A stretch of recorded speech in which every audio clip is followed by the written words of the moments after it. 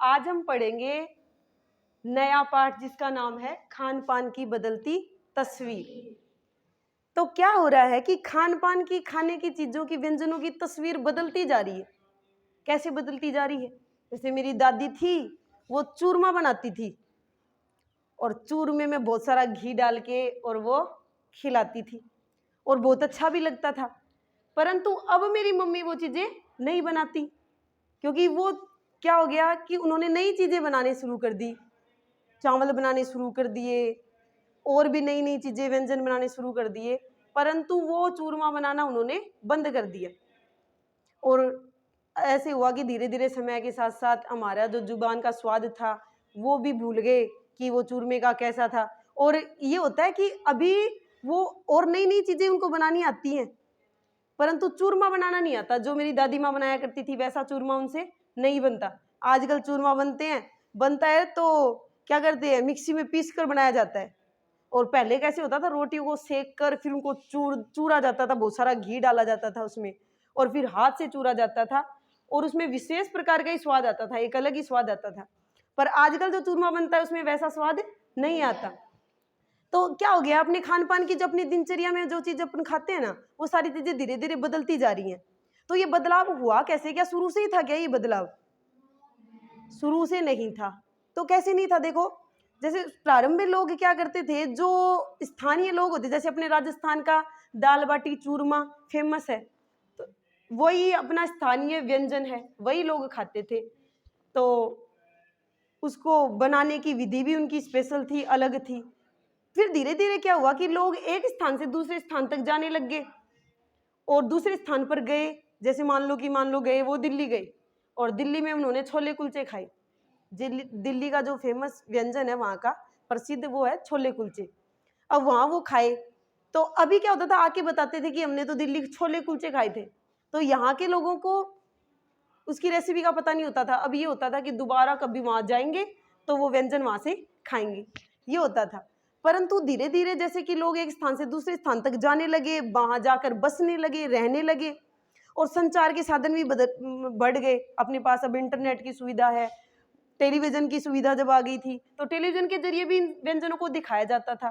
तो और ये बुक भी, कई पुस्तकें भी ऐसी छप गई, अपने मार्केट में भी ऐसी पुस्तकें मिलती हैं जिनसे हमें पता चलता है कि जैसे खाने की विधि के बारे में पता चलता है कि ये कैसा, ये खाना किस प्रकार से बनेगा। आज तो इंटरनेट की सुविधा ऐसी मिल रही है अपने पास कि कोई भी व्यंजन आप निकालो, कहीं भी हो, चाहे दुनिया में किसी भी देश का हो, हम उसको बना सकते हैं, क्योंकि उसकी विधि हमें पूरी विस्तार से दिखाया जाएगा, पका के दिखाया जाएगा, इस प्रकार से बनाया जाता है।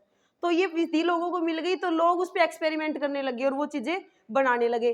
अब इससे घाटा क्या हुआ, नुकसान ये हुआ कि वो खुद की चीज तो भूल गए।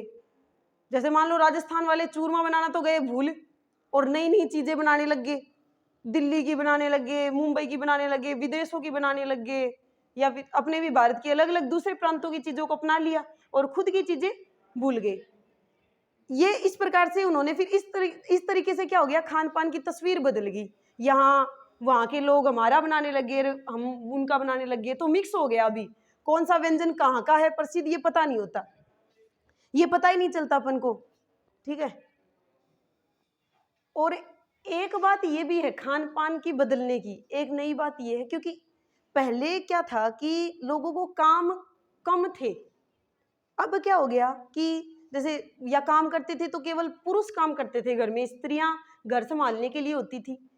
और नहीं भी, जैसे कोई स्त्री भी काम करती थी तो ये होता था कि काम था भी बहुत, तो ये होता था कि सब संयुक्त परिवार में रहते थे, तो मिलकर रहते थे, तो बहुत सारे होते थे काम करने के लिए। जैसे औरतें भी 4-5 होती थी घर में काम करने के लिए, तो बच्चों को किस प्रकार का खाना खिलाना है, कैसे करना है, आराम से तैयार। जैसे आजकल जैसे बनाओ, बाजरे की खिचड़ी बनानी पड़ती है, तो बाजरे की खिचड़ी बनाते हैं तो उसके लिए विशेष प्रकार से बाजरे को तैयार करना पड़ता है पहले, कि बाजरे को पहले थोड़ा थोड़ा भिगो के गीला करके उसको कूटना पड़ता है।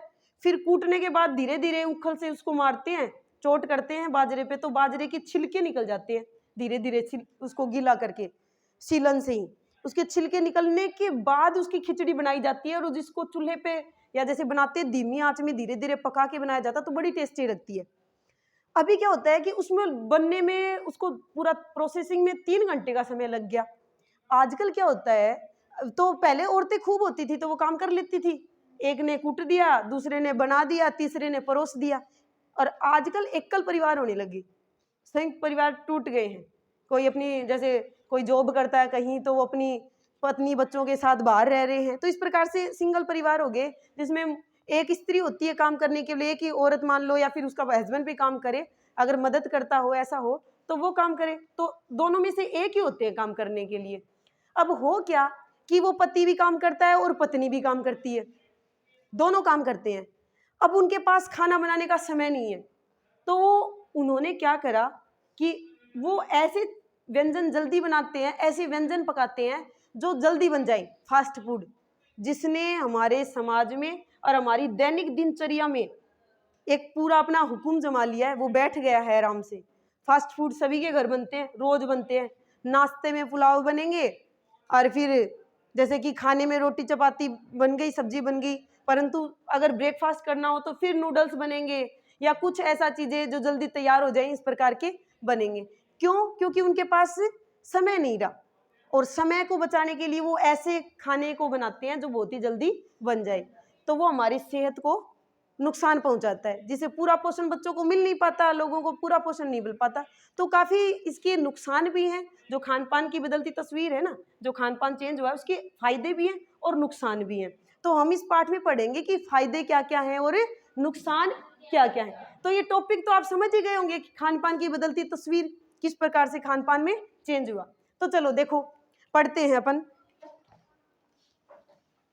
पिछले 10-15 वर्षों से हमारी खान पान की संस्कृति में एक बड़ा बदलाव आया है। मैंने बताया कि धीरे धीरे अब वो बदलाव ज़्यादा आया है।